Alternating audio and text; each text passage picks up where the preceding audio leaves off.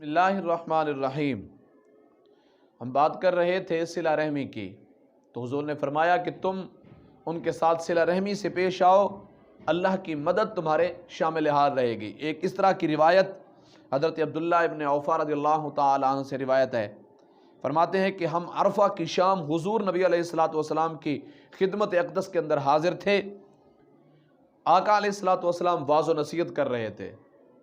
ہم جہاں پہ بہت ساری چیزوں پہ فضائل پہ بات کرتے ہیں تو ہمیں ان بنیادی مسائل پر بھی گفتگو کرنی چاہیے تاکہ امت کو ایک جو ہے نا ترغیب ملے کہ ان چیزوں کی معاشرے کے اندر کتنی اہمیت ہے اور آخرت کے اندر اللہ رب العزت ہمیں کتنا زیادہ اجر و ثواب عطا فرمائے گا۔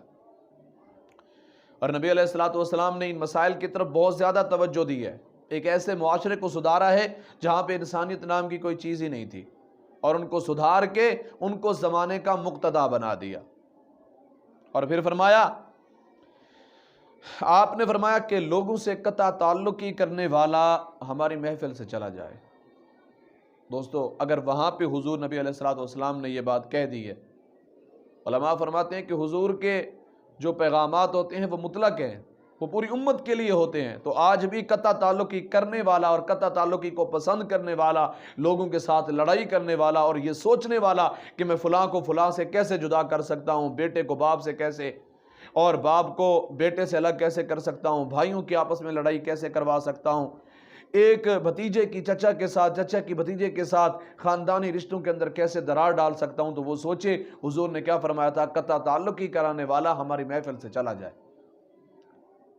یعنی دنیاوی معاملات کے اندر بھی وہ ہمارے ساتھ نہ رہے۔ دینی معاملات تو آگے کی بات ہے، آخرت میں جو مالک کائنات حساب و کتاب کر فرمائے گا، لیکن دنیاوی معاملات میں بھی ہم اسے اپنی محفل میں برداشت نہیں کرتے۔ اور حضور یہ بات کر رہے تھے، حاضرین میں سے ایک شخص اینڈ پہ بیٹھا تھا، آخر پہ، وہ اٹھا اور چلا گیا۔ تھوڑی دیر بعد واپس آیا۔ آقا علیہ السلام نے اس سے پوچھا کہ تم گئے تھے اور تم واپس آ گئے ہو، آخر وجہ کیا ہے؟ اس نے کہا، یا رسول اللہ، میں یہاں سے آپ کا فرمان سنا اور میں اپنی خالہ کے پاس چلا گیا، اور میں نے ان سے جا کے جو مجھ سے تعلق توڑے ہوئے تھی، میں نے ان سے جا کے کہا کہ آپ میرے لیے دعا کریں، میں آپ کے لیے دعا کرتا ہوں، کیونکہ وہ مجھ سے خفا تھیں۔ تو انہوں نے مجھ سے دریافت کیا کہ تم ایسا کیوں کر رہے ہو؟ تو میں نے ان سے کہا کہ اس لیے کہ آقا علیہ السلام کا یہ فرمان میں نے سنا ہے، لہذا سننے کے بعد تو کوئی جواز ہی پیدا نہیں ہوتا، میں کیا کروں؟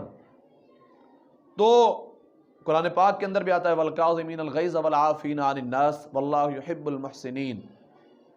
اگر کسی پر غصہ ہے تو اسے معاف کر دیں، لوگوں کو معاملات میں درگزر کریں، اللہ احسان کرنے والوں سے خود پیار کرتا ہے، محبت کرنے والوں سے، نفرت کو مٹانے والوں سے مالک کائنات بھی پیار فرماتا ہے۔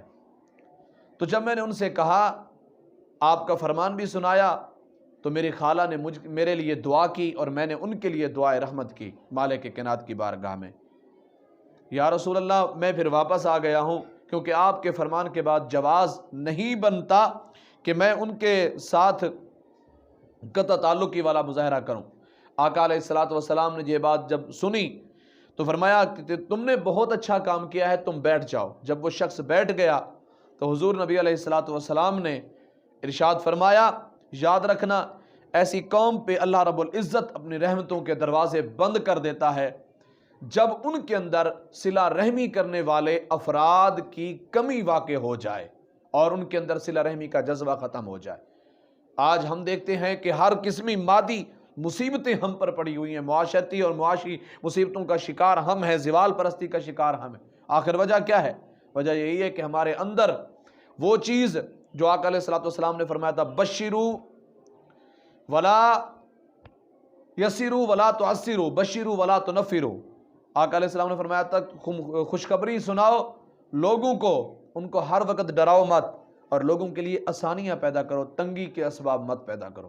اب ذی وقار ہم تب ہی کامل مسلمان ہو سکتے ہیں جب ہم اللہ اور اس کے رسول کے بتائے ہوئے طریقوں پر چلیں۔